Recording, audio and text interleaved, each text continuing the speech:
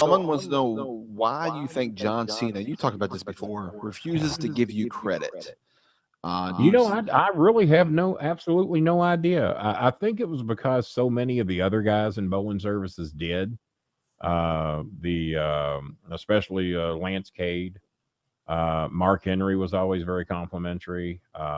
Aaron the Idol Stevens, Bull Buchanan, and a lot of them knew that if they weren't in Bolin Services, that they probably would have not got the shot for various reasons. One, Cornette and I are best friends, so they knew that I would always go to bat with Jimmy if I felt that they were um, quality enough to be on the TV show. Because what you don't realize is that there was 50, 60 people there in training, and there's only room for roughly 20 or 30 on the television show each week, normally about 20. And TV time was valuable. You got 60 people in training battling to get on television, sometimes more than that.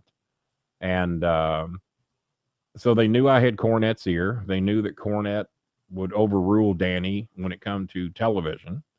They knew that I was in most of the main events because I was the only manager there that could talk worth of shit. And that's not me bragging. It's just that we just really didn't have many quality managers back there in the old days. I wish there were, because it would have been less for me to do. That was the problem that Ian Rotten had with me when I worked those few months over there with him. And I even hate saying that piece of shit's name, to be honest with you, but he would run me out there for 9 out of 11 matches and cutting promos in every damn one of them. And then we'd have fucking 9 blood matches out of 11. And then I got to go out there and tell a different story and keep my heat. And I don't know how I did it. I don't know how I kept any heat over there, because it really should not have happened. Anytime you're exposed, that was Jimmy Hart's problem. Jimmy Hart would have had 10 times more heat if he wasn't out on Memphis TV for 5 of the 6 matches. But you know, he was the guy they wanted speaking for everybody, and he always had a fucking army over there.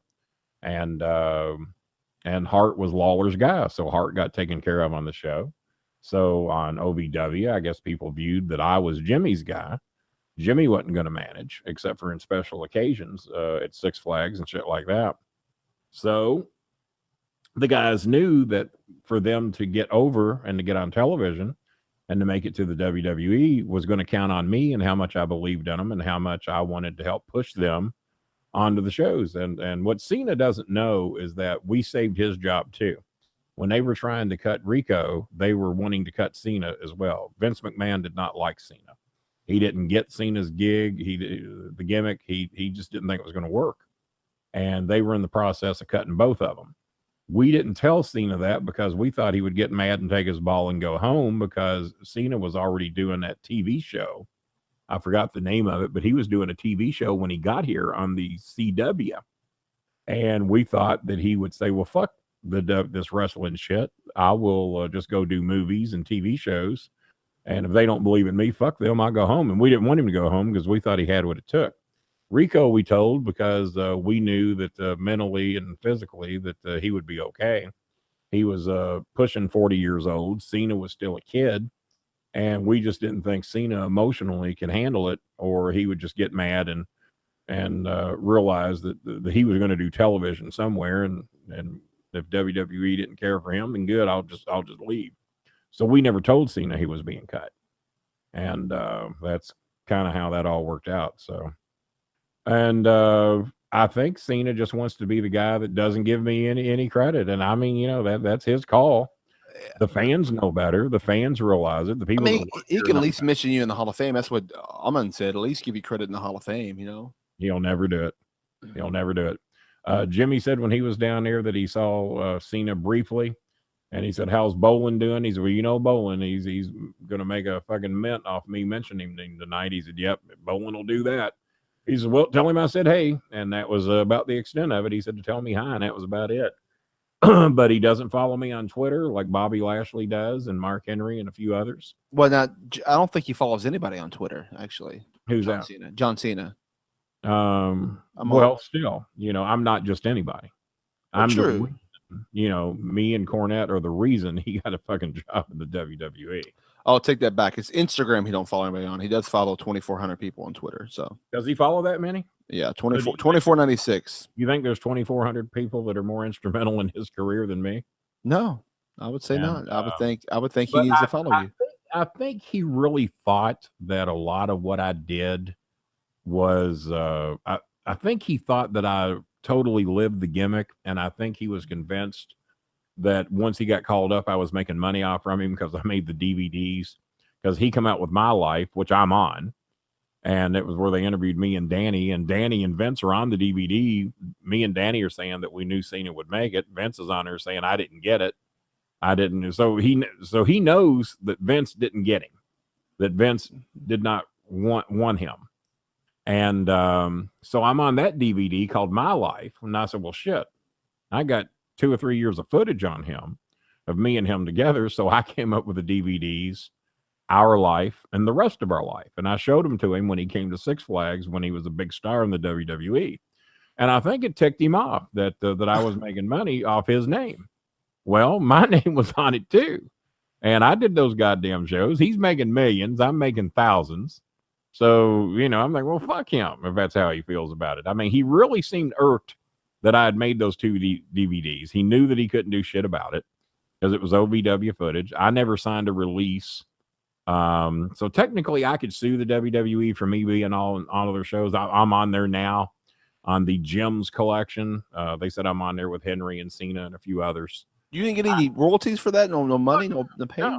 No, they refused to pay any of us royalties because they thought we all signed waivers. And they came around with a waiver sheet, but I never signed it. I said, well, fuck, man, I'm on every goddamn show in the history of OVW. Other than when Heyman was here, I finally left for about 3 or 4 months when Heyman was here. So that gap that he's here, I'm not on. But all the other shows I'm on. I was like, well, I ain't signing no fucking waiver. I'm in the main event in just about every goddamn one of these shows. And then, of course, with the announcing, I'm on all those. And I was like, well, there ain't no fucking way I'm signing a waiver. They're going to fucking pay me. So technically, they kind of have because I've sold a shitload of DVDs. And I got a cease and desist order once, and that's I laid low for 2 weeks, and we're back selling them again. Don't you think WWE or OVW, I guess, or Paul, whoever messed up and not putting you? I know you was gone for a little while, but not putting you with CM Punk when he was down in there. I think that would have been a good fit in the Bolin services. Me and Punk were kind of sort of friends when he was here, but Punk was real moody. He had good days and bad days, and some days we got along great. And mainly when he needed a favor out of Cornette, me and him got along good because he knew if he come to me and needed something out of Cornette that he could ask me, and if he's nice about it, I'd help him. If you were a prick to me, I wasn't about to fucking help you. And many days he was a prick to me. So, but I don't know if I'd have been a good manager for Punk. I don't remember what his promo skills were like then. Obviously, they got better. I don't think he was my cup of tea, but then again, I managed a goddamn many different ones that I really either didn't want to manage or didn't think was my cup of tea. I didn't want to manage Rene Dupree. I didn't want to manage Ken Doane, mainly for personal issues. Both of them had their issues that I didn't go along with, and I didn't want to be a part of. And Ken just didn't get it when he was here. Ken once texted his girlfriend out in the crowd, and he says, "Oh, you can go ahead and go home. I'm losing." And I'm like, who gives a fuck? It's the goddamn performance that counts. Bolin Services would go 3 months and not win a match, but yet we'd be in the main event on every fucking show. And so none of us ever gave a shit about winning or losing. Are you performing? Are you doing what you're told? And are you entertaining the people? We didn't give a fuck about it. It's not real. I mean, but people like Bret Hart gave a shit about wins and losses. Cornette actually gave a shit about wins and losses. Well, we're not putting him over. Oh, because they think it ruins their career. I'm living proof that you can go months and never win a fucking match, and it ain't. If you're a performer and you're delivering to the people, the wins and losses are not necessarily all that important. Some will probably argue with me on that, but certainly me as a manager, it didn't matter. As long as I could talk for my people and deliver a good show, and as long as we lost or won cheating, because we didn't want to win straight up. A lot of guys, I don't want to have to win cheating. I want to win straight up. I want to prove to the people I can do it. Well, it's a fucking show, guys. What are you proving? That you want a fake match? Who gives a shit? And I know we went 3 months once and hardly ever won a fucking match. But yet, every week we was in the main event on television. So that's all I gave a shit about.